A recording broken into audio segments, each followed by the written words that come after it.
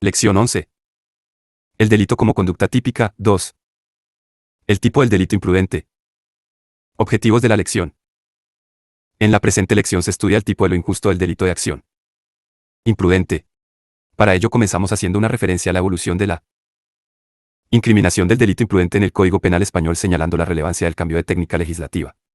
Adentrándonos en el análisis de los elementos del tipo, comenzaremos por la identificación de la acción contraria al deber de cuidado. Para ello expondremos la discusión sobre si el cuidado debido se establece mediante una medida objetiva o subjetiva, optando por la primera solución. A continuación se explican los criterios para la determinación del cuidado objetivamente debido, como la previsibilidad objetiva, la ponderación de intereses o el principio de confianza. Pero además señalaremos que la constatación de la infracción de cuidado no es todavía suficiente para afirmar la realización del tipo, distinguiendo la conducta típica de otras acciones que infringen normas de cuidado antepuestas.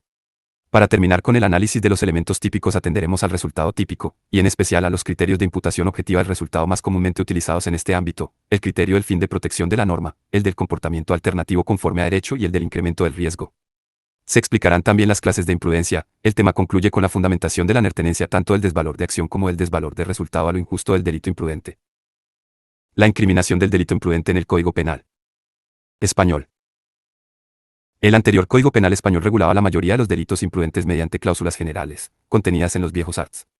565, 586 bis y 600, que había que poner en relación con los tipos de los delitos dolosos. Se partía así de que en principio cualquier delito se castigaba tan lato en su comisión dolosa como imprudente, aunque lo cierto es que luego la jurisprudencia había ideado criterios para excluir la posibilidad de comisión imprudente de ciertas figuras. 11.1. Así por ejemplo, el antiguo art. 565 CP disponía: el que por imprudencia temeraria ejecutare un hecho que, si mediare malicia, constituiría delito, será castigado con la pena de prisión menor. Al que, con infracción de los reglamentos, cometiere un delito por simple imprudencia o negligencia, se impondrá la pena de arresto mayor. Esta técnica legislativa había llevado a la doctrina a discutir si lo que se castigaba en el Código Penal eran delitos imprudentes, crimina culposa, o un delito de imprudencia, crimen culpae. De hecho, la jurisprudencia con frecuencia condenaba de forma errónea por la comisión de un delito de imprudencia con X resultados de muerte, en lugar de, como sería lo correcto, por X homicidios imprudentes, en concurso ideal de delitos. En cambio, el Código Penal español de 1995 hectáreas optado, como la mayoría de los códigos penales modernos, por el principio de excepcionalidad en el castigo de los delitos imprudentes. El art. 12 del vigente CP establece: las acciones u omisiones imprudentes solo se castigarán cuando expresamente lo disponga la ley. Este sistema de incriminación es alabado por la doctrina por ser más garantista que el anterior, al cumplir mejor con el principio de legalidad y responder al principio de intervención mínima. Ello quiere decir que a solo se castigan algunos delitos imprudentes, incluyéndose para ello, por lo general, en la parte especial del Código Penal, el tipo imprudente a continuación del correspondiente tipo doloso. 11.2. Así, tras la regulación del homicidio doloso en sus formas básicas. Artículo 138.1 CP, y agravadas, homicidio agravado del artículo 138.2 CPY asesinato. Arts. 139 CP y 140 CP, se castiga el delito de homicidio imprudente en el art. 142 CP, el que por imprudencia grave causare la muerte de otro, será castigado, como reo de homicidio imprudente, con la pena. 2. El que por imprudencia menos grave causare la muerte de otro, será castigado con la pena. Aunque en algunas ocasiones el legislador también utiliza pequeñas cláusulas generales de alcance limitado a, por ejemplo, los delitos comprendidos en un determinado capítulo, técnica que plantea problemas desde el punto de vista de la seguridad jurídica. Silva, Feijóo. 11.3. Así, por ejemplo, en relación con los delitos contra los recursos naturales y el medio ambiente, el art. 331 CP establece: los hechos previstos en este capítulo serán sancionados, en su caso, con la pena inferior en grado o, en sus respectivos supuestos, cuando se hayan cometido por imprudencia grave. Además, el Código Penal de 1995 hectáreas abandonado el antiguo término, euna, que el Código Penal anterior utilizaba a veces como sinónimo de imprudencia y que resultaba inapropiado por poder confundirse en el lenguaje vulgar con la responsabilidad o la culpabilidad, cerezo. Pero además, mientras que la antigua regulación era más favorable a la interpretación, acorde con el modelo clásico y neoclásico, del dolo la imprudencia, y es como dos formas de cumis uno del delito, dos formas de culpabilidad. La nueva regulación deja claro que la infracción dolosa y la imprudente son diferentes e independientes, consagrando la concepción hoy mayoritaria de que dolo e imprudencia son elementos respectivamente del tipo de lo injusto doloso y del tipo de lo injusto imprudente. Los elementos del tipo de lo injusto del delito de acción imprudente. Los delitos imprudentes de acción de mera actividad del tipo está constituido por una acción, entendida aquí también conforme al concepto fina. Lista de acción. pero siendo irrelevante para el tipo imprudente el contenido de la finalidad del sujeto, que infringe el deber objetivo de cuidado, y si se trata de delitos imprudentes de acción de resultado, integrará el tipo además de la acción imprudente, el resultado, la relación de causalidad determinada conforme al criterio de la equivalencia de las condiciones, y la imputación objetiva del resultado, que el resultado sea de aquellos que trata de evitar la norma de cuidado infringida. Por otro lado, al igual que vimos en las lecciones anteriores, también el tipo de los delitos imprudentes puede contener especificaciones en relación con el autor, delitos especiales, el tiempo y lugar de comisión del delito, etc. 1. La acción contraria al deber objetivo de cuidado. La acción que infringe el cuidado debido es el primer elemento del tipo de los delitos imprudentes. Superada la concepción de la imprudencia como una forma de culpabilidad, mantenida en España todavía, sin embargo, por algunos autores como Cobo el Rosal y Vives Antón, y entendida hoy mayoritariamente como una cuestión de tipo, la constatación del tipo imprudente ha de comenzar por la identificación de la acción típica, la acción descuidada, contraria al cuidado debido, o lo que es lo mismo, la acción que representa un riesgo no permitido de lesionar un bien jurídico. Ello implica ocuparse en primer término de la averiguación de las prohibiciones de actuar descuidadamente que subyacen a los tipos imprudentes de acción, lo que a su vez nos lleva a indagar sobre las normas de cuidado que rigen las diversas actividades que puede realizar el ser humano. L1. El cuidado debido, medida objetiva o subjetiva. La primera discusión que se plantea la doctrina al tratar este tema es si el cuidado cuya inobservancia implicará incurrir en la prohibición de actuar descuidadamente y que por tanto hará que la acción sea típica, se refiere a un cuidado establecido de manera objetiva, lo que significa admitir que existen unas normas de cuidado iguales para todos los ciudadanos, o si por el contrario se establece de manera subjetiva, atendiendo a las capacidades de cada cual, de modo que el que puede hacerlas cosas de manera más cuidadosa le exigirá mayor cuidado y se le atribuirá una actuación imprudente si se limita y actuar con el cuidado que se le exige al resto de sujetos, menos capaces. Cuidados son algunos autores defienden que el deber que tiene que establecerse atendiendo a las capacidades de cada cual. Esta conclusión viene forzada por las construcciones de las que Partena ilustrada con minados ejemplos que apoyarían en su opinión la preferencia de tal solo que solución. 11.4. Un cirujano extraordinariamente capacitado, con gran experiencia y habilidad manual, tiene que realizar una operación de cirugía estética muy compleja pero se limita a realizarla con la habilidad común entre sus colegas neuro. Tipo de operaciones y qué es la que exige la Lex X Artis. El paciente sufre lesiones a causa de la intervención quirúrgica realizada conforme a la técnica permitida, pero que se habrían evitado de haber usado el cirujano su habilidad excepcional. 11.5. Un cirujano extraordinariamente capacitado, con gran experiencia y habilidad manual, tiene que realizar una operación quirúrgica muy compleja para curar una enfermedad de un paciente que corre peligro de muerte, pero se limita a realizarla con la habilidad común entre sus colegas para ese tipo de operaciones y que es la que exige la Lex Artis. El paciente muere en la mesa de operaciones porque la intervención realizada no es capaz de resolver el problema que el paciente padecía. Sin embargo, si el cirujano hubiese empleado su especial habilidad habría conseguido frenar el curso causal de la enfermedad y evitar la muerte del paciente. Lo cierto es que resulta imposible mantener una medida subjetiva del cuidado. En primer lugar, por la constatación de que determinados riesgos, aun siendo evitables, están permitidos, lo que nos marca ya unos límites generales y objetivos al cuidado debido y, en segundo lugar, porque dejará la capacidad de cada cual la determinación del cuidado que cada sujeto debe observar conllevaría el caos y la desprotección de los bienes jurídicos, por lo que los autores que defienden un deber subjetivo de cuidado pretenden a la vez evitar que las personas sin capacidad para cumplir con ciertas normas de cuidado establecidas objetivamente queden impunes. Para ello amplían su concepto de imprudencia y afirman la misma, a pesar de la inevitabilidad individual, mediante el concepto de la imprudencia por asunción o por lo emprendido, lo que supone de nuevo introducir criterios generales, objetivos, para determinar el cuidado debido. 116. Así, por ejemplo, Fernando se pone a conducir un vehículo sufriendo una momentánea pero grave deficiencia visual, lo que hace que al llegar al Eruce no vea el semáforo en rojo y al no detenerse choque con un vehículo que venía por la perpendicular, causando lesiones a sus ocupantes. Según estos autores, y en contra del criterio aquí mantenido, no puede decirse que Fernando infringiera de manera evitable la norma de cuidado que le obligaba a detenerse en el cruce, ya que si no pudo ver el semáforo rojo tampoco pudo prever la posibilidad de que viniera tráfico por la perpendicular, pero su imprudencia consistiría precisamente en asumir la realización de una actividad sin tener las capacidades para ello, es decir, en ponerse a conducir habiendo sufrido una merma de sus facultades visuales.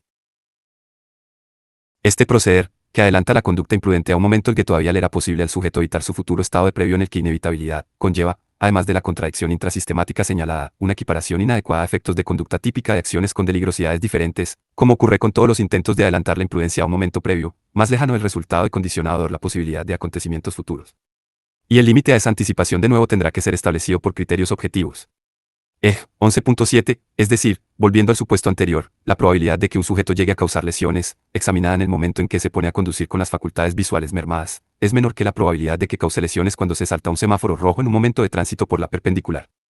En el primer caso, para establecer la peligrosidad tenemos que manejar La probabilidad de una serie de sucesos, que llegue al cruce cuando el semáforo está en rojo, que en ese momento venga un vehículo por la perpendicular, que lleguen a colisionar, que todavía son meras posibilidades abstractas, mientras que si nos colocamos en la segunda situación estos sucesos son ya datos ciertos que aumentan la probabilidad de lesión, por tanto la peligrosidad de una y otra conducta, y con ello la cantidad de injusto que comportan, no son equiparables, lo que demuestra que la solución propuesta no es correcta. Los partidarios de un deber subjetivo de cuidado tienen en común llegar desde diferentes caminos a un concepto de imprudencia como evitabilidad individual, y por tanto lo injusto e imprudente ya no se corresponde con la infracción de normas de conducta generales. Así, como cero vimos, los defensores de la imputación objetiva de la conducta construlan un tipo objetivo común para el delito doloso y el imprudente, desligado de la una forma de determinación, a modo de filtro previo cuya función es determinar si una conducta tiene el significado social, de matar, lesionar, etc. Entre ellos también hay inherencias, pues algunos construyen el tipo objetivo desde el concepto de lesividad y por tanto caben en el mismo incluso conductas no desvaloradas, pues se trata de sesgos permitidos, con lo que no llega a entenderse la función de dicho tipo objetivo y otros lo limitan ya por la previsibilidad objetiva y por el riesgo permitido, pero no superponen después, pero todavía en lo injusto, un tipo subjetivo que lo que, en las construcciones de se dice se basa en la evitabilidad personal, siendo las dos formas de evitabilidad el dolo y la imprudencia, aunque en realidad tal evitabilidad se emplea y se limita normativamente mediante criterios que nada tienen que ver con lo personalmente evitable. El tipo objetivo pasa a ser una mera descripción de conductas ajena al fundamento de la imprudencia y el tipo subjetivo opera sobre el paradil para decirnos si la conducta subsumaval en el tipo objetivo se puede achacar a la falta de motivación adecuada. Las construcciones que acabo de comentar parten de un concepto de injusto como infracción de la vigencia de la norma, donde el concepto de infracción consiste en un proceso de imputación en el que se indaga acerca de si el comportamiento del autor expresa un no reconocimiento personal de la norma, o fórmulas similares, que hacen depender lo injusto no solo de la contradicción objetiva entre el comportamiento y el contenido de la norma, como defenderemos en este curso, sino de expresiones o faltas personales en relación con la misma. Ello conlleva la inexistencia de normas generales y que la categoría de lo injusto no pueda cumplir la función que aquí le asignamos de informar sobre lo prohibido con carácter general y sobre las valoraciones que subyacen a esas normas y de contribuir de esta manera al fin preventivo general positivo de la pena. Y es que finalmente estas posturas responden a distinciones entre las categorías de lo injusto y la culpabilidad que eliminan las funciones de cada una de ellas, llegando a defenderse que la distinción de las categorías es meramente didáctica, Jacobs, o que debería eliminarse, Lessig. Pero además, tampoco es cierto que se llegue a soluciones más justas en los ejemplos que se propone. En los IJIS 11.4 y 11.5 hemos planteado dos diferentes variantes para destacar que en la primera el resultado de lesiones es causado por la intervención del médico, mientras que en la segunda el resultado es causado por la enfermedad, pero la intervención del médico podría haberlo evitado. Y es que lo primero que hay que analizar al resolverlos es si estamos indagando sobre la posible responsabilidad por la causación de un resultado o la no evitación del mismo, pues en muchas ocasiones los delitos imprudentes de acción se han confundido con delitos de omisión. La expresión infracción del deber de cuidado ha llevado a la frecuente confusión de castigar como delito imprudente de acción no la realización de una acción descuidada que causa un resultado, sino la no realización de una acción cuidadosa que hubiera podido evitar un resultado. Pero en realidad en los delitos de acción imprudentes lo que se castiga es la realización de una conducta imprudente que ha causado un resultado y no la no evitación, por aquí se imprudencia, de un resultado, fenómenos estos que pertenecen al ámbito de los delitos de omisión. Lo segundo que hay que dejar claro es la necesidad de distinguir los conocimientos especiales de las capacidades especiales. Los conocimientos especiales del autor sobre los datos de la realidad en la que va a actuarse siempre en cuenta a la hora de diseñar la conducta correcta, por que sirven para identificar la situación sobre la que diseñarla, como emplearemos cifra. Como veremos, todos los datos, conocidos o que se debieran haber conocido, que definan esa situación, en ese momento, deben ser tenidos en cuenta para conformar la misma como primer paso para decidir la norma que les es aplicable. Cosa distinta es el tema de las capacidades especiales. Alguien corre más rápido, nada mejor, es más fuerte, más hábil y él con las manos, aguanta más tiempo la respiración. Estas ya no tienen como función identificar la situación en la que se actúa con el fin de diseñar la norma y, por ello, allí donde está permitido realizar la actividad sin esas capacidades especiales, la conducta realizada sin utilizarlas no puede ser contraria a la norma. Pero al descartar la inclusión de las facultades especiales para establecer el límite entre el riesgo permitido y el no permitido solo hemos descartado la comisión de un delito de acción imprudente, de modo que todavía deberemos analizar si el sujeto pudo cometer otra clase de delitos. Una vez que se ha dejado claro que lo injusto del delito imprudente de acción no consiste en una omisión del cuidado debido sino en la infracción de una prohibición de realizar una acción descuidada, peligrosa no permitida, es perfectamente posible que quien no ha realizado una acción peligrosa no permitida estuviera, sin embargo, obligado por su posición de garante a realizar una acción salvadora que conscientemente dejó de realizar, y también es posible que lo esté por deberes genéricos. de solidaridad de los que dan lugar a los delitos de omisión pura. Así, volviendo al ejemplo del cirujano, EJ 11.4 en este caso estamos en el ámbito de los delitos de acción, ya que analizamos una intervención del cirujano que fue causa de las lesiones.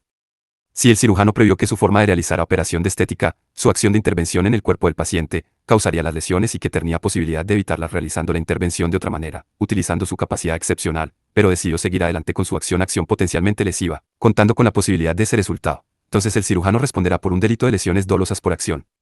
En cambio, si el sujeto no previó que la técnica utilizada causaría unas lesiones, o confió en que bastaría para poder evitarlas, no podemos condenarle por imprudencia, porque la técnica o la forma de realizar la actividad que la mayoría de los médicos de esa especialidad son capaces de realizar se consideraba una conducta peligrosa permitida. En cambio, en el EJ 11.5 de lo que se trata es de que el cirujano no causó con su actuar las lesiones, sino que no evitó la muerte del paciente, que se habría evitado si hubiese realizado la intervención quirúrgica conforme a su especial habilidad. Estamos por tanto en el ámbito de la omisión. Si el cirujano previó este resultado cuando decidió no operar de aquella manera, responderá por un delito de homicidio doloso en comisión por omisión. En cambio, si no existe en la omisión del cirujano no podremos castigarle por homicidio imprudente. Comisión por omisión, pues también en la omisión imprudente el de dado se establece de manera objetiva, lo que significa que el sujeto solo estaría obligado a realizar la acción tendente a evitar el resultado con el mismo cuidado que si le exigiría a cualquier otro médico no especialmente capacitado. Por todo lo dicho, en este curso vamos a seguir la idea, por otro lado mayoritaria, de que las normas que subyacen a los delitos imprudentes de asesión prohíben realizar conductas descuidadas, donde que lo descuidado se establece conforme a criterios generales, objetivos, iguales para todos los ciudadanos. Es decir, la acción descuidada, la acción típica, es aquella que infringe un deber objetivo de cuidado. El análisis posterior de si un sujeto tenía o no capacidad para abstenerse de realizar esa conducta prohibida, la conducta descuidada, se realizará en el ámbito de la culpabilidad. 1.2 La determinación del cuidado objetivamente debido. 1.2.1 El diseño de la prohibición de actuar descuidadamente. La acción típica es la acción contraria al contenido de la norma de determinación, cuyo en los delitos de acción imprudentes tiene la forma de una prohibición general de actuar de determinada manera, descuidadamente, fuera del riesgo permitido. La norma subyacente al tipo imprudente no prohíbe cualquier acción peligrosa sino solo las que representan los peligros más graves y que no sean necesarios para la utilización racional de los bienes jurídicos. ¿Qué riesgo es razonable correr para poder disfrutar de la utilización del bien jurídico y cuál deja de serlo? Se decide pone en un lado ponderación de intereses que pone en el otro lado de la balanza al peligro que esa utilidad conducta supone que la misma comporta.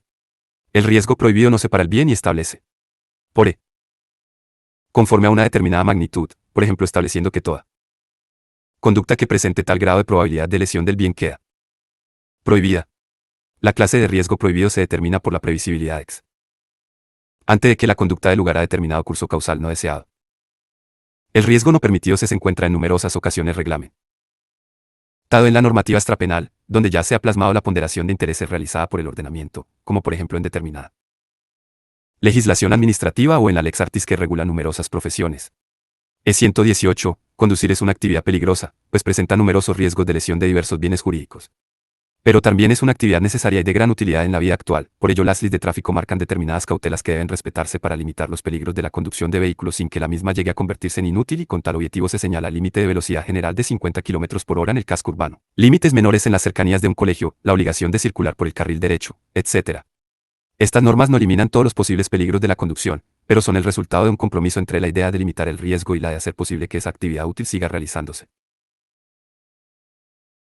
Ello no significa, sin embargo, que la mera infracción de dicha normativa extrapenal suponga la realización de la acción típica, como vimos en la lección 2, entre el ilícito penal y el ilícito administrativo hay una diferencia cuantitativa, de gravedad de lo injusto, que se traduce exigiendo el tipo penal que la conducta descuidada presente gravedad suficiente, atendiendo al grado de peligrosidad de la conducta, la importancia de la norma infringida, el valor del bien jurídico amenazado, la separación entre las cautelas ordenadas a quien realiza esa actividad y la forma como el sujeto llevó a cabo su acción. Además, al contrario de lo que suele suceder con las infracciones administrativas, los delitos imprudentes por lo general exigen la producción de un resultado típico, lo que conlleva la necesidad de constatar la relación de causalidad y la imputación objetiva. Son muy escasos los delitos imprudentes de mera actividad. Sin embargo, hay actividades que no se encuentran reguladas y situaciones particulares dentro de las actividades irreguladas para las que no está previsto expresamente el cuidado que se debe tener al realizarlas. En tales casos, la prohibición de actuar de manera descuidada deberá ser hallada por el juez. Por ello comentábamos en la lección 2, al hablar del principio de legalidad, que los delitos imprudentes son un campo especialmente propicio para la inseguridad jurídica. Para determinar el cuidado debido en estas actividades o situaciones no reguladas y poder decidir así si la conducta infringe una prohibición de actuar descuidadamente, se ha manejado el eriterlo del hombre prudente con diversas denominaciones, por ejemplo, se habla también del eriterio de la persona inteligente y sensata de la misma profesión o cireulo. Soclal de autor o variantes similares. Est, se dice que es imprudente la acción de la que se abstendría una persona inteligente y sensata. En realidad con estas expresiones no se hace referencia a un hombre medio, el culdado. Debido se establece con un criterio normativo, no fáctico, el criterio del hombre inteligente y sensato, no debe entenderse sino como una metáfora o resumen de las exigencias del ordenamiento, como el resultado de la ponderación de la que hablamos antes y que se realiza como vamos a ver a continuación. 122. La previsibilidad objetiva, la identificación de la situación 1 en la que acta y de los riesgos que presenta la conducta. En un primer paso se debe identificar la situación en la que va a actuar el sujeto y los riesgos que representa su acción de la manera en que él ha decidido realizarla. Para ello se realiza un juicio de previsibilidad objetiva a una persona inteligente colocada en la posición del autor en el momento del comienzo de la acción y teniendo en cuenta todas las circunstancias del caso concreto cognoscibles por esa persona inteligente, lo que incluye todos los conocimientos que el ordenamiento jurídico exige a una persona que lega a realizar esa actividad y que hubiera tenido que adquirir previamente, más las conocidas por el autor, saber ontológico, y la experiencia común de la época sobre los cursos causales, saber nomológico. Realizará un pronóstico de las posibles consecuencias de la acción, en ese momento, a la vista de esos posibles riesgos y de la utilidad de la acción. C. Realiza una ponderación de los intereses en juego de la que surge la decisión final sobre la permisión o prohibición de la conducta tal y como se ha proyectado. En contra de la opinión que aquí defendemos, Jacobs y otros autores limitan los conocimientos a tener en cuenta en el juicio de previsibilidad objetiva los propios del rol del sujeto. Esta construcción ha sido muy criticada por los resultados inaceptables de impunidad a los que llevan algunos supuestos. Una gran parte de la doctrina entiende que una vez realizado el juicio de previsibilidad objetiva y ya antes de realizar ponderación alguna, deben considerarse atípicas, no imprudentes, las conductas que representen una muy escasa peligrosidad, aquellas en las que el resultado lesivo aparezca como una consecuencia absolutamente improbable. Esta conclusión se defiende con el argumento de que no sería legítimo limitar tanto la libertad de acción. Sin embargo, aquí entendemos que permitido no se puede de indicar de modo general mediante un porcentaje o grado de probabilidad. Es que la medida del riesgo, porque el grado de peligro admisible para cada actividad dependerá precisamente de la utilidad de cada acción en cada caso concreto. Una actividad que presente una utilidad social nula y solo peligrosidad puede aparecer como prohibida por pequeña que sea esa peligrosidad, pues la misma no es pensada con nada en la ponderación de intereses. EJ 9. Recordemos el caso Tiren, que expusimos en el EJ 9.6 y barriémoslo excluyendo el dolo y convirtiéndolo en una conducta imprudente. Una persona A, completamente inexperta en el manejo de armas de fuego, está jugando a alcanzar con una bala la campana de la iglesia, ve que no llega y entonces se apunta al monaguillo que la hace sonar, convencido de que tampoco le alcanzará. La conducta de aparece contemplada ex ante como no peligrosa, pues, según la fórmula de Enhich, la muerte del monaguillo a consecuencia del disparo aparece en un juicio de previsibilidad objetiva como una consecuencia absolutamente improbable, aunque no imposible. Sin embargo, supongamos que a dispara y acierta, sea justamente esa escasísima probabilidad, y mata al monaguillo. Según la tesis arriba expuesta debería quedar impune al ser su conducta, no peligrosa, ex ante, y todo ello con el argumento de que no debe limitarse de tal manera la libertad de actuar prohibiendo conductas escasamente peligrosas. En cambio aquí opinamos que apuntar y disparar a otra persona es una conducta que, por escasa peligrosidad que presente, debe ser prohibida al no albergar ninguna utilidad o ventaja que compense dicha peligrosidad. Por tanto consideraríamos que ha realizado la acción típica del homicidio imprudente. El comenzar la determinación de la norma de cuidado por el criterio de la previsibilidad objetiva, pero entendida esta como un determinado grado de probabilidad, es una herencia de la teoría de la adecuación o de la causalidad adecuada, vea selección 7, que ya no resulta necesaria, en el mismo sentido LTR.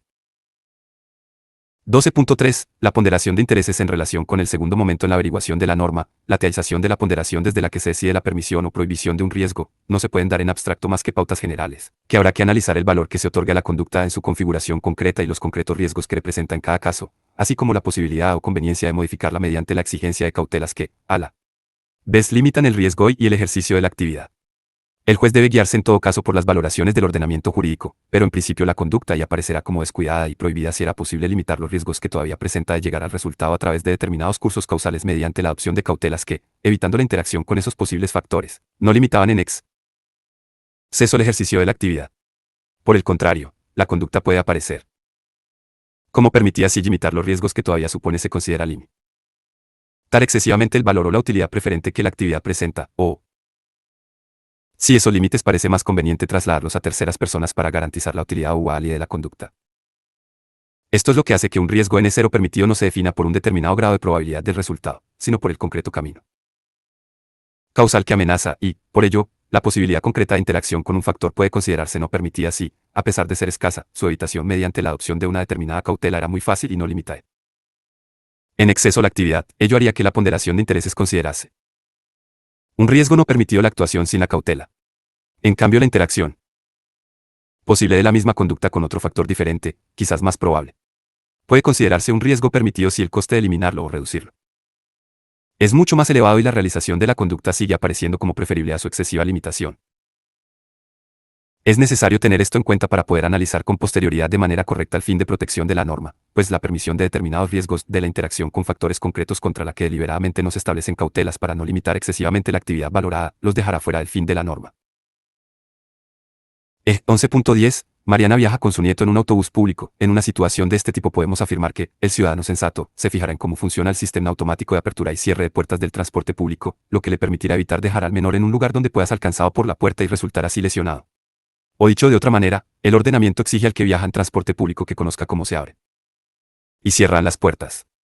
Por tanto, la trayectoria de retroceso de la puerta será un dato cognoscible a incluir en el juicio de peligrosidad.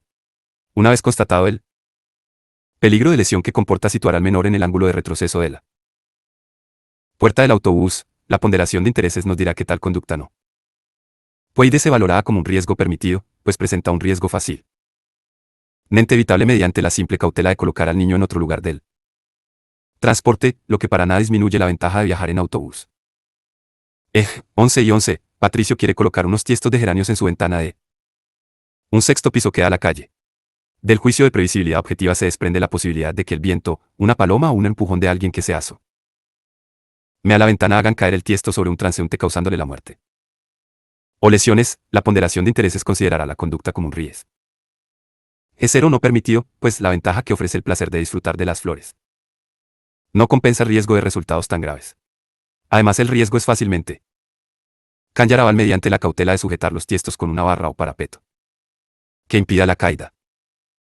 El 1L12, el riesgo de que un peatón cruce la calle de manera sorpresiva y repentina cuando tiene el semáforo en rojo y resulte atropellado es siempre una posibilidad, pero precisamente como posibilidad abstracta se considera un riesgo ya permitido. El legislador se podría plantear prohibir toda conducta que entrañe este riesgo abstracto de atropellar al peatón despistado o suicida y bien no inhibir en absoluto la conducción de vehículos, lo que no parece conveniente dada la utilidad social de la misma, o podría obligar a conducir a velocidad mínima cada vez que se viera un peatón en las proximidades de la calzada para poder evitar mediante un frenazo a tiempo el atropello en caso de que cruce indebidamente, lo que sin duda también restringiría de manera excesiva y no deseada la actividad de la conducción, haciéndola casi inútil. Por ello, tras la ponderación de intereses el legislador decide imponer aquí la cautela al peatón y considerar la posibilidad de que el peatón la infrinja cruzando la calle indebida y sorpresivamente un riesgo permitido para el automovilista. A raíz de este último ejemplo conviene detenerse en otro criterio manejado por la doctrina, el principio de confianza. Este principio establece la no necesidad de prever la infracción del cuidado debido por otras personas, salvo que existan circunstancias en el caso concreto que lleven a pensar lo contrario. En este curso vamos a entender que dicho principio se utiliza como complemento para determinar el cuidado debido en aquellas actividades o situaciones en las que no se encuentra ya expresamente regulado, y además, o es sino parte de la ponderación de intereses que venimos explicando. Cualquier factor previsible que pueda interactuar con la conducta anudando un curso causal hacia el resultado, incluidas las posibles conductas correctas de terceros o de la propia víctima, debe ser analizado conforme a la ponderación de intereses comentada. Lo que ocurre es que por lo general la posibilidad abstracta de interacción con conductas de tercero o de la propia víctima se considera un riesgo permitido, puesto que, en primer lugar, tomar las cautelas destinadas a evitarlas cuando solo son posibilidades abstractas disminuiría gravemente el ejercicio y con ello la utilidad de cualquier actividad y, en segundo lugar, el ordenamiento dispone en estos casos de la posibilidad de cargar con las cautelas dirigidas a la evitación a esos terceros. Por ello, la regla es que uno no tiene que estar constantemente adaptando su conducta a la posibilidad abstracta de que los demás no cumplan con las normas de cuidado. Como veíamos en el EJ11 y 12, los conductores no tienen que disminuir su velocidad cada vez que vean a un peatón acercarse a la calzada por si acaso se le ocurre invadir de pronto la vía por un lugar no autorizado o estando en ROS. El semáforo para los peatones. Tal posibilidad abstracta es un riesgo permitido para el conductor, y su conducción a la velocidad generalmente permitida, SN. Disminuirla para poder evitar esa contingencia, es una conducta típica, no se considera imprudente. La respuesta a estos casos está por tanto en primer lugar en la NEA. Ración, pues no dejan de ser supuestos de evaluación y permisión de riesgos. Pero por ello mismo existen excepciones al principio de confianza. Se trata de los casos en que la infracción del cuidado por parte de otro ya no es un riesgo abstracto, sino que existen determinados indicios de la misma que la convierten en una vasta probabilidad, y los casos en que el ordenamiento decide que no puede trasladar las cautelas de evitación a la propia víctima potencial. O leí un tercero, bien porque serían incapaces de cumplirlas o porque ello supondría someterles a una carga excesiva.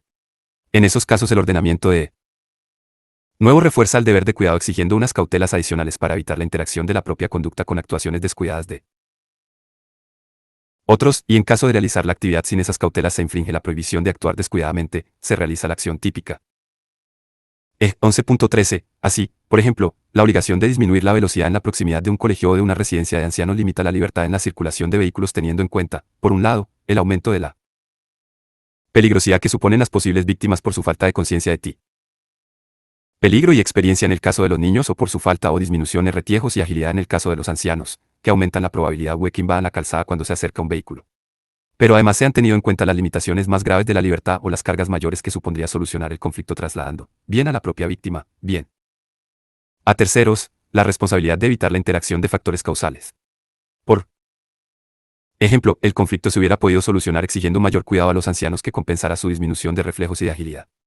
Pero ello supondría una carga probablemente excesiva para ellos. En el caso de los menores, el conflicto se podría haber solucionado trasladando a los profesores la obligación de impedir que ningún menor de edad saliera del recinto escolar hasta que fuera recogido por un adulto, pero ello supondría una carga insoportable para profesores y padres. Finalmente, el conflicto se soluciona introduciendo una pequeña cautela que limita levemente la libertad del conductor, pues parece la solución más razonable y menos lesiva. En estos casos ha quemblado la prohibición que subyace, por ejemplo, al tipo al homicidio imprudente o a las lesiones imprudentes. Aquí ya no se prohíbe circular a más de 50 por hora, sino a más de 30. Circular a 45 km por hora en las proximidades de un colegio será a pie tanto una conducta imprudente. El ejemplo propuesto es un caso de regulación expresa que demuestra cómo el ordenamiento tiene ya en cuenta en la ponderación de intereses la mayor probabilidad de infracción del cuidado por otro y la imposibilidad de trasladarle la cautela. En las actividades o situaciones en las que el cuidado no está expresamente regulado deberá averiguarse de la misma manera en aplicación de los límites al principio de confianza. El principio de confianza se aplica también a las actividades realizadas en equipo. Cada miembro del equipo tiene que cumplir su tarea conforme al cuidado debido y salvo indicios que hagan cambiar la situación y por tanto la norma de cuidado aplicable, las reglas que no es preciso adaptar la conducta apropiada a la posibilidad meramente abstracta de que otro miembro del equipo incumpla las normas de cuidado. 11 y 14. En principio el cirujano puede confiar en que cada miembro de su equipo realizará sus tareas de forma cuidadosa y le está permitido actuar sin tomar precauciones para evitar posibles errores de cada uno de ellos. Pero el cirujano que observa durante la operación que uno de sus auxiliares acusa un excesivo cansancio tiene que adaptar su conducta a las exigencias de cuidado que presenta la nueva situación, ya no puede confiar en que el auxiliar realizará su tarea con el cuidado debido. Ante la nueva situación de riesgo elevado cambia también la prohibición de actuar para el cirujano, pasando a considerarse ahora prohibido para él actuar sin tener en cuenta ese riesgo de error del ayudante. 13. La identificación de la conducta típica entre aquellas que infringen el cuidado debido. Tradicionalmente los autores finalistas defendieron que cualquier conducta que no responde al cuidado objetivamente debido y contribuye causalmente a la producción del resultado, concurriendo los demás elementos del PO, debía considerarse una acción típica de autoría del delito imprudente en cuestión, Belcel, Cerezo. Sin embargo, gran parte de la doctrina se aparta hoy en día de dicha idea por el contrario, que con la identificación de una conducta contraria a una norma de cuidado que tiene como fin evitar un determinado resultado hemos finalizado la tarea de concretar la conducta típica de un concreto delito de resultado. La doctrina ha elegido dos vías diferentes para solucionar los ejemplos de que vamos a ocuparnos a continuación e identificar la conducta típica entre aquellas que suponen riesgos no permitidos, la imputación objetiva, a través de las figuras de la prohibición del ingreso y de la imputación a la víctima, u otros argumentos, Jacobs, Reyes, Cancio, por un lado, y la distinción entre conductas imprudentes de autoría y conductas imprudentes de participación por otro, Rensikovsk, PJ00, S.A.N. Sergio Lázaro, LZON Pera, Rosso Cañadillas. Posteriormente se discute además, en la ciencia del derecho penal española, si las conductas identificadas como de mera participación imprudente serían punibles en nuestro Código Penal. Las primeras soluciones, por la vía de idear criterios de imputación objetiva, no nos parecen correctas y en la mayoría de los casos son innecesarias, por diversos motivos. Por ejemplo, muchos de los supuestos que se solucionan mediante el criterio de la prohibición de regreso son solo un problema de distinción entre riesgo permitido o no permitido, solucionable mediante la ponderación de intereses, o por el EMLE. Otro criterio que se propone, el principio de autorresponsabilidad, que sustenta al de imputación a la víctima, también debe ser tenido en cuenta dentro de la ponderación. Pero es erróneo tomarlo como solución que sustituya a la realización de aquella, pues el ordenamiento en ocasiones limita la libertad de actuar imponiendo prohibiciones de conductas que puedan interactuar incluso con posibles actuaciones de una víctima responsable. Por ello el criterio de solución no debe ser uno que cuestione la legitimidad de unas prohibiciones cuya existencia se admite, sino uno que, como mucho, las destaque como atípicas en relación al delito imprudente de resultado, aunque las conductas sigan prohibidas por otros sectores del ordenamiento, es decir, un criterio que las defina bien como autoría típica o bien como participación atípica. La mayoría de los autores que pretenden reducir la conducta típica por la otra vía anunciada, la de la distinción autoría/participación, parten de la idea, que aquí hemos rechazado, de un único e idéntico tipo objetivo para el delito doloso y para el delito imprudente, o han mantenido criterios de distinción que no parecen suficientes. En este curso, aunque no compartimos las soluciones propuestas, sí estimamos correcta la idea de la que parten estos autores y pensamos que hay muy diversas prohibiciones cuyo fin es contribuir a la evitación de un mismo resultado lesivo, pero no pueden equipararse como injustos típicos del SEO. Respondiente delito de resultado las infracciones de normas diversas, sí o la AR. Distinta lejanía a la lesión del bien jurídico y que suponen por tanto muy diversos grados de peligrosidad para el mismo.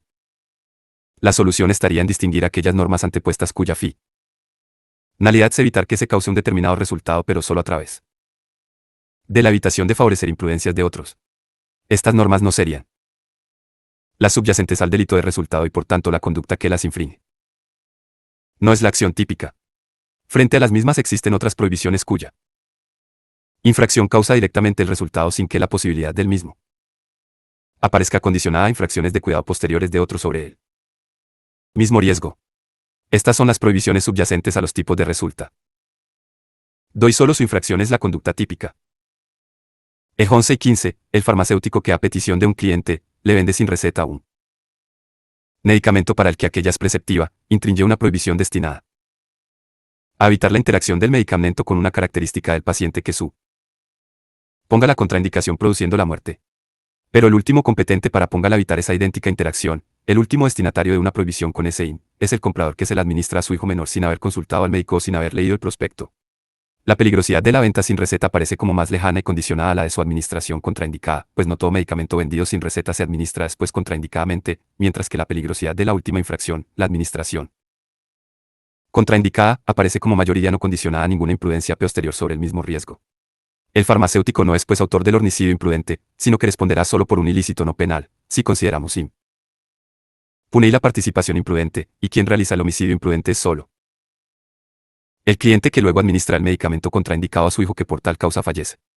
La norma infringida por el farmacéutico solo tenía el fin de proteger el bien jurídico de manera indirecta, su fin directo es no favorecer la imprudencia de otros. No es por tanto la norma subyacente al tipo del homicidio y la conducta que la infringe no es la acción típica del homicidio imprudente. 14. Existe un tipo subjetivo en el delito imprudente. Una parte de la doctrina finalista, Struensee, Zielinski, Cuello Contreras, Serrano González de Murillo, Sancinetti, aun aceptando que el deber de cuidado es objetivo, en la medida en que se establece de manera general para todos los ciudadanos, estima que el delito imprudente contiene no solo elementos objetivos, sino también un tipo subjetivo, en sentido estricto, consistente en el conocimiento de los elementos del propio actuar sobre los que el legislador decide la peligrosidad no permitida de la conducta o, dicho de otra manera, el tipo subjetivo del delito imprudente consistiría en el conocimiento de la situación de riesgo, en la conciencia de que concurren los elementos sobre los que el legislador ha realizado el juicio de riesgo no permitido.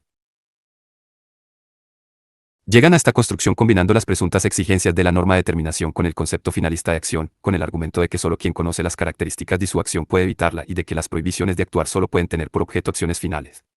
Su construcción conlleva la impunidad de quien en el momento de actuar no fue consciente de las características de su conducta. Para evitarlo, sus defensores se ven obligados a adelantar en tales casos el momento relevante para lo injusto a un momento previo en el que el sujeto sí era consciente de lo que estaba haciendo, pero que en realidad supone una peligrosidad menor para el bien jurídico. 11 y 16. Así, por ejemplo, según esta concepción, quien se agacha un momento para buscar algo en su bolso mientras se conduce y por ello no ve el semáforo en rojo y se lo salta, no habría infringido la norma que prohíbe saltarse el semáforo, sino solo la que prohíbe distraerse, pues se saltó el semáforo sin conocer tal circunstancia. Pero, como ya explicamos, quien no infringe la norma de saltarse el semáforo sino la previa de distraerse comete un injusto menor que quien se salta el semáforo. Porque sin duda quien se distrae está ocasionando un riesgo menor, ya no todo el que se distrae además se salta un semáforo y la peligrosidad de la conducta está condicionada por la probabilidad del suceso que posterior también necesario para llegar al resultado. Como estos autores además afirman que el resultado no forma parte de lo injusto, sino que es mera condición objetiva de punibilidad, resulta que en el caso concreto el sujeto solo debería responder, en nuestra opinión, por el menor injusto de distraerse.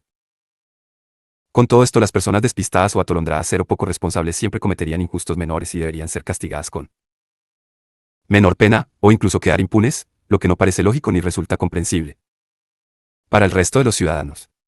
Por todo lo dicho, y en especial por no compartir las premisas de las que parten estos autores, las presuntas exigencias de la norma de determinación y del concepto finalista de acción, aquí defendemos que el delito imprudente carece de tipo subjetivo. 2. El resultado típico, la relación de causalidad y la imputación objetiva del resultado. Al tipo de los delitos imprudentes de acción de resultado pertenece tam. Bien el resultado típico, la relación de causalidad entre la acción y el resulta. 2. Establecida conforme a la teoría de la equivalencia de las condiciones, y la imputación objetiva del resultado. La doctrina ha manejado diversos criterios de imputación del resultado.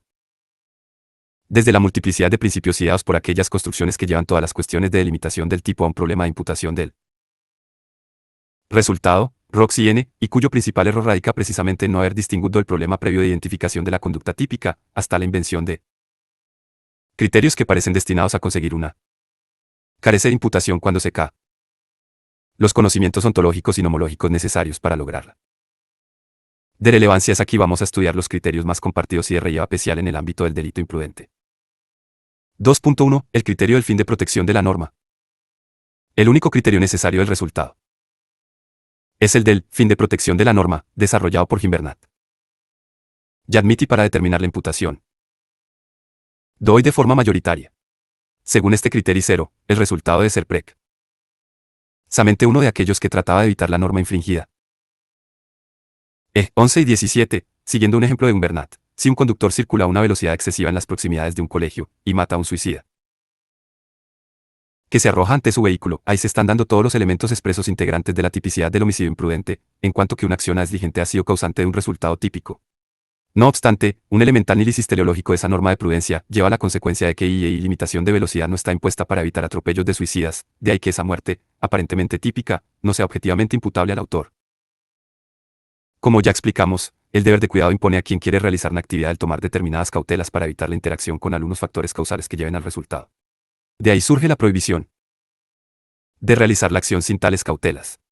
Pero el deber de cuidado no se extiende a la prohibición de cualquier riesgo, hay riesgos frente a los cuales prohíbe actuar sin tomar cautelas para evitarlos, porque ello restringiría en exceso la actividad que se considera útil.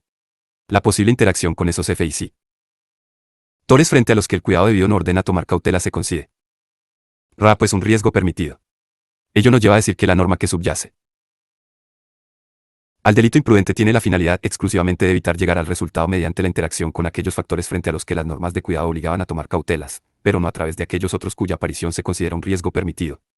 Los resultados causados por la interacción con tales factores serán resultados excluidos del fino ámbito de protección de la norma. Así, volviendo al EJ 11.17, no está prohibido conducir de manera que se pueda atropellar a un suicida que salta de repente a la calzada, pues ello obligaría a disminuir tanto la velocidad y a poner tal atención ante la proximidad de peatones a la vía que la conducción resultaría inútil. Las normas de cuidado que rigen la conducción, como por ejemplo los límites de velocidad, no están dirigidas a evitar las muertes o lesiones de suicidas que saltan de pronto a la calzada. El atropello de un suicida, aun cuando el conductor infringiera gravemente los límites de velocidad, queda por tanto fuera del ámbito de protección de la prohibición de conducir sin observar el cuidado debido, ya que ésta no está pensada para evitar tales resultados. Y ello es así porque el desvalor del resultado ha de ser un reflejo del desvalor de acción. Ha de servir para reforzar en el juicio de los ciudadanos el valor del bien jurídico y el desvalor de la concreta forma de lesión del mismo que el ordenamiento no tolera, y en cuya virtud se dictó la norma, frente a otras formas de lesión que en cambio se consideran resultado de la preferen. Si el ordenamiento por la libertad de realización de la conducta, son resultado del riesgo permitido que acompaña a la conducta prohibida. 22. El comportamiento alternativo conforme a derecho. De acuerdo con otro criterio manejado con frecuencia por la resultado doctrina, no será imputable si no puede probarse con una probabilidad rayana en la certeza que el mismo no se hubiera producido con él. Miento alternativo comporta, correcto. En realidad este no es un criterio de solución n igual a sí mismo y cuando se utiliza como tal puede llevar a soluciones falsas y engañosas. Por tanto, debe entenderse solo como un medio auxiliar, que sirve para averiguar el fin de protección de la norma, verdadero criterio de solución. 11.18. Un niño que va a ser sometido a una intervención quirúrgica es anestesiado con cocaína en lugar de con novocaína, que es el anestésico que recomendaba la Lex Artis. El niño muere por la acción de la cocaína. Al hacerle la autopsia se descubre que padecía una peculiar intolerancia a cualquier anestésico, por lo que si hubiera sido anestesiado con novocaína habría muerto igualmente. Según el criterio de la conducta alternativa correcta, como la muerte se hubiera producido de todas formas con el anestésico correcto, el resultado no es objetivamente imputable a la conducta descuidada. Sin embargo, ello es así simplemente porque, como explica Gimbernat, la prohibición de la cocaína como anestésico no tiene como fin evitar la muerte por reacciones del paciente debidas a una rara constitución del mismo que el médico no tiene obligación de o no use, sino solo la de evitar los mayores efectos secundarios que provoca frente a otros anestésicos.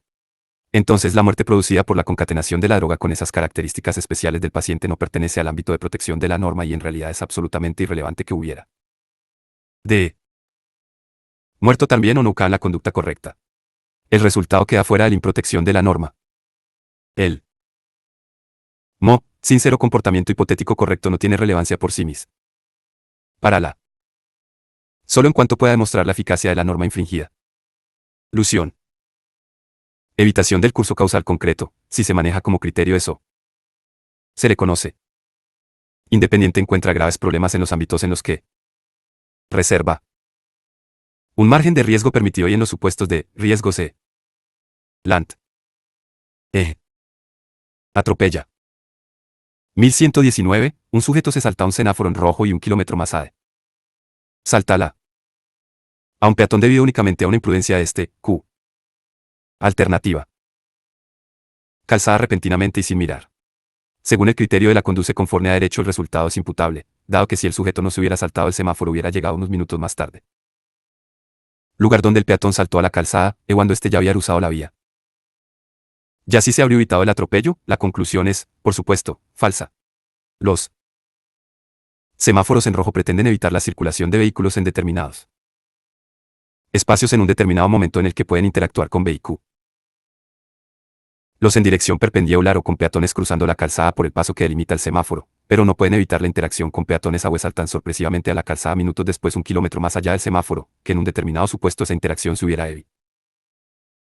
Tal resulta por lo tanto meramente casual, en el resto de supuestos la cautela nararse al semáforo no hubiera podido evitar la interacción con ese factor. Ni por lo tanto puede estar pensada con tal fin, ya que no sirve para evitar planificadamente ese curso causal. El atropello del peatón 1 kilómetro más allá está fuera del ámbito de protección de la norma que prohíbe saltarse el semáforo. Es irrelevante que en el caso concreto se hubiera evitado de forma meramente casual con la conducta correcta. 23. El criterio del incremento del riesgo. Este criterio, cuya formulación actual se debe a Roxy N., se utiliza para los casos dudosos en los que no se sabe si el curso causal que produjo el resultado es de aquellos que podía y quería evitar la cautela infringida, a pesar de lo cual se decide la imputación sí, pese a la imposibilidad de comprobación. Ex post, se estima que la cautela habría podido disminuir la probabilidad del curso causal dado. Para comprobarlo se compara la conducta infractora del cuidado con la conducta correcta y si la primera ha aumentado, según todos los datos conocidos ex post, la probabilidad del resultado, se imputa y, de lo contrario, no. 11 y 20, un empresario suministra a sus empleados pelos de cabra para fabricar pinceles sin desinfectarlos previamente. Algunos trabajadores mueren por contraer una enfermedad transmitida por bacilos que se encontraban en los pelos de cabra. Sin embargo, después se comprueba que el desinfectante que normas de sanidad obligaban a utilizar no era eficaz al 100% para la eliminación de esos bacilos. Solo se sabe al hacer la prueba que una cantidad de bacilos mueren pero otros muchos sobreviven al desinfectante. Según la teoría de Roxy N., en tal caso, el no utilizar el desinfectante ha aumentado el riesgo por lo que el resultado se imputa. El problema de esta teoría es que se olvida de que las normas de cuidado subyacentes a los delitos de resultado no tienen como fin disminuir porcentualmente grados de peligrosidad, sino evitar la causación de resultados a través de lo control de tanto, la fundamentación de la imputación del resultado en el incremento y control de posibles interacciones con concretos factores causales. Porcentual del riesgo concreto carece de base pues no guarda relación alguna con el fin de las normas subyacentes a los tipos imprudentes de resultado. Así, en el L11 y 21 lo que sucede es que no sabemos si las muertes de los trabajadores se han producido por los bacilos más débiles que el uno desinfectante hubiera eliminado o por los resistentes frente a los cuales la prohibición repartir pelos de cabra sin desinfectarlos previamente no podía protegerse. Sabemos si el resultado concreto estaba dentro o fuera del fin de proteca de la norma no podemos imputarlo, indubio pro reo. Si la cautela infringida solo tiene como fin disminuir porcentualmente un riesgo, solo se podrá imputar un aumento de riesgo, pero no un resultado, de lo contrario se está convirtiendo en un injusto consistente en la creación de un peligro, que es lo único que se ha podido probar, en un delito de resultado. Y todo ello en perjuicio del reo.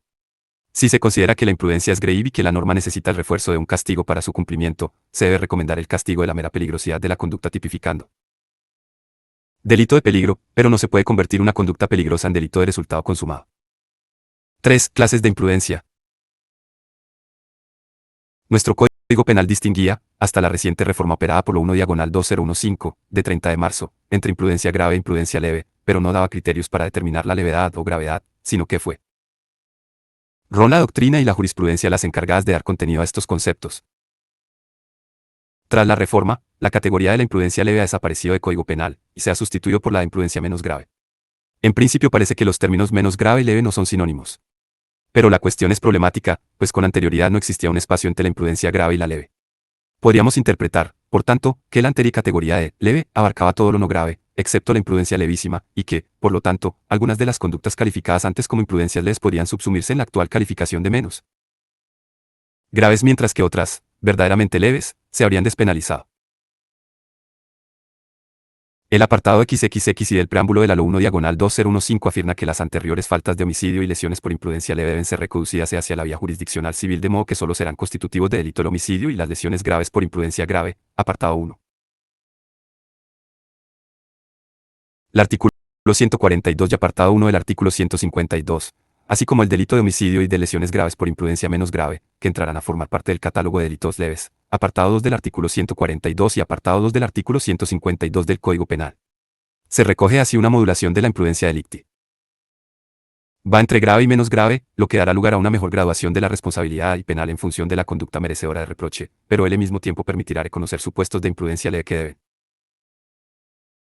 quedar fuera del Código Penal. Olvida en este discurso el legislador que si antes la imprudencia se clasificaba en grave y leve, de alguna de las dos categorías tiene que salir la actual de menos grave, y puesto que la categoría de grave no se ha modificado, queda claro que no toda imprudencia leve se lleva a la jurisdicción civil, sino que de ella se ha sacado una parte calificada ahora de menos grave y considerada delito. Habrá que estar a la evolución jurisprudencial para saber qué conductas deban entenderse a partir de ahora como imprudentes menos graves. Esta distinción entre imprudencia grave y menos grave hace referencia a la magnitud de injusto. Para determinar la gravedad de la imprudencia hay que atender a la peligrosidad de la conducta, la relevancia de la norma infringida y el grado de desviación entre la conducta realizada y el cuidado objetivamente debido. El Código Penal utiliza también el concepto de imprudencia profesional, que conlleva la previsión de una pena accesoria de inhabilitación para realizar la profesión correspondiente, en cuyo ejercicio se ha actuado de manera imprudente. 11.22, según el art. 142.1, último párrafo CP, si el homicidio se hubiera cometido por imprudencia profesional, se impondrá además la pena de inhabilitación especial para el ejercicio de la profesión, oficio o cargo por un periodo de 3 a 6 años. El concepto de imprudencia profesional debe limitarse a la infracción de las normas que rigen una determinada profesión. De esta manera tiene sentido que se prive de la posibilidad de ejercer la profesión a quien no la realiza correctamente. La imprudencia también se puede clasificar en consciente e inconsciente. La imprudencia consciente sería aquella en la que el sujeto ha previsto la posibilidad de realizar el resultado pero confía en que podrá evitarlo. Ya estudia Toslan importancia de esta figura cambió en la al tratar su diferenciación del dolo eventual. Imprudencia inconsciente, el sujeto no ha previsto siquiera la posibilidad del irresultado. La distinción entre imprudencia consciente e inconsciente no afecta a la magnitud de lo injusto, sino que tendrá relevancia, en su caso, únicamente en el ámbito de la culpabilidad. Una imprudencia inconsciente puede ser sumamente grave desde el punto de vista de lo injusto. El 11 y 23, una enfermera confunde las conexiones de alimentación enteral con las de administración parenteral y por ello causa la muerte de un bebé al administrarle, sin saberlo, leche por vía intravenosa, en lugar de hacerlo por la vía nasogástrica como ella crefa. La infracción del cuidado objetivamente de 2 es muy grave. 2. El concepto de injusto personal, desvalor de acción y desvalor de resultado 0 en el delito imprudente. También en los delitos imprudentes lo injusto está formado por el desvalor de la acción y el desvalor del resultado. El desvalor de la acción está constituido por la inobservancia del cuidado objetivamente debido y el desvalor del resultado por la lesión o peligro concreto de un bien jurídico. En los delitos imprudentes el contenido de la voluntad, la finalidad del autor, no es objeto directo de valoración por el derecho, pero ello no significa que la norma que subyace a un delito imprudente de acción deje de ser una norma de determinación, puesto que prohíbe la realización de una conducta que infrinja el cuidado objetivamente debido. La norma, por lo tanto, también en estos casos incorpora el momento teleológico de deber hacer, y no se limita a un juicio de valor, aunque el mismo sea aquí también inherente a ella. La norma que prohíbe la realización de una conducta que infringe el cuidado objetivamente debido es la misma si el sujeto la incumple con o sin consciente de ello, pues la conciencia o inconsciencia de que se actúa imprudentemente no modifica el contenido de la conducta relevante, sino que solo afecta en su caso a la conciencia de la antijuridicidad. Por ello también en la imprudencia inconsciente se infringe una norma de determinación. Entre el desvalor de la acción y el desvalor del resultado debe existir, más de una relación de causalidad, una determinada relación interna, el resultado tiene que pertenecer al fin de protección de la norma, o dicho de otra y manera, ser uno de aquellos que trataba de evitar la norma infringida, y ello es Así porque el desvalor del resultado tiene la función de conectar la conducta contraria a la norma con la función de dicha norma, la protección de Bayes. Jurídicos, apoyada a través del fin preventivo general positivo de la pena. Lo justo, lo contrario a derecho, comprende no solo lo prohibido, sino también la contradicción de las valoraciones que subyacen a las normas y que las dotan de sentido. Pues la pena no solo tiene la misión de reafirmar la vigencia de las normas, sino también de confirmar en la conciencia jurídica de los ciudadanos esas valoraciones jurídicas como mejor forma de garantizar su respeto. Rechazamos por tanto las construcciones que entienden el resultado como mera condición objetiva de punibilidad y que limitan lo injusto al deslor de acción. Estas construcciones, como ya vimos, se basan en el argumento de que, una vez infringida la norma, la producción del resultado depende del azar y no aporta nada, por lo que solo debe entenderse como una manifestación externa de un injusto ya realizado. Pero esta argumentación resulta insatisfactoria, porque no explica adecuadamente que la producción del resultado permita seleccionar, dentro de las conductas descuidadas, imprudentes, ya típicas, antijurídicas y culpables, aquellas singularmente tolerables para el derecho penal y tampoco puede explicar la exigencia de esa relación especial entre el desvalor de acción y el resultado, que las referidas construcciones también exigen. Sí, tal y como afirman, el resultado se establece como criterio de selección de conductas, pero no forma parte de lo injusto, la pena debería establecerse en proporción a la gravedad del comportamiento descuidado y no en proporción al resultado causado, como en cambio hace nuestro Código Penal. 11 y 24. Así, si siguiéramos al pie de la letra la argumentación de estos autores, una conducta descuidada, como por ejemplo un adelantamiento prohibido que acaba en un choque frontal con otro vehículo y que ha puesto gravemente en peligro la vida de otra persona, debería considerarse una acción imprudente de homicidio. Todo el injusto del homicidio imprudente se habría cometido. El hecho de que finalmente gracias al azar solo se hubiesen producido unas lesiones y que tras meses en el hospital el ocupante del otro vehículo hubiese conseguido salvar su vida, sería irrelevante para lo injusto, la acción debería castigarse con la pena que tal conducta merece por su contenido de ahí. Justo, la del homicidio imprudente, y no con la de lesiones imprudentes. Sin embargo, no sucede así, nuestro conductor imprudente será castigado por un delito de lesiones, que es el resultado producido, y no por un homicidio imprudente. Y ello es así porque el resultado no tiene solo la misión de seleccionar conductas que ya de por sí representan un injusto completo, sino que el desvalor del resultado forma parte de ese injusto y por ello la pena se establece también en relación con él. Solo la inclusión del desvalor del resultado en lo injusto puede explicar misma conducta que ha infringido una norma de cuidado destinada a protegerla la vida y la integridad física y que ha afectado, puesto en peligro, a ambos bienes jurídicos se castigue con penas diferentes según el resultado producido. Conceptos clave. Principio de excepcionalidad en el castigo de los delitos imprudentes, deber objetivo de cuidado, deber subjetivo de cuidado, imprudencia por asunción o upelo emprendido, riesgo permitido, ponderación de intereses, criterio de hombre prudente, juicio de previsibilidad objetiva, principio de confianza, normas antepuestas, criterios de imputación del resultado, fin de protección de la norma, comportamiento alternativo conforme a derecho, criterio del incremento del riesgo, imprudencia grave, imprudencia menos grave, imprudencia del profesional, imprudencia consciente, imprudencia inconsciente, desvalor de la acción, desvalor del resultado. Ejercicios de autoevaluación. 1. ¿Qué técnica legislativa utiliza el Código Penal de 1995, a diferencia del anterior, para el castigo de los delitos imprudentes? 2. Teniendo en cuenta la postura defendida en este curso, el cuidado debido se establece mediante una medida objetiva o subjetiva. 3. Explique en qué consiste el riesgo permitido. 4. Define la situación sobre la que se decidirá la norma de cuidado. ¿Qué conocimientos deben integrarse en el juicio de previsibilidad objetiva? 5. ¿A qué nos referimos con el criterio del hombre prudente? 6. Cualquier conducta que no responde al cuidado objetivamente debido y contribuye causalmente a la producción del resultado, concurriendo los demás elementos del tipo, debe considerarse una acción típica de autoría del delito imprudente. 7. Enumere 3 criterios de imputación objetiva del resultado de especial relevancia en el ámbito de los delitos imprudentes y explique qué fallos pueden presentar algunos de ellos. 8. ¿Cómo clasifica nuestro Código Penal la imprudencia en relación con la magnitud de lo injusto? 9. ¿Qué consecuencias penales tiene la imprudencia profesional? 10. Argumente la pertenencia del desvalor del resultado a lo injusto del delito prudente.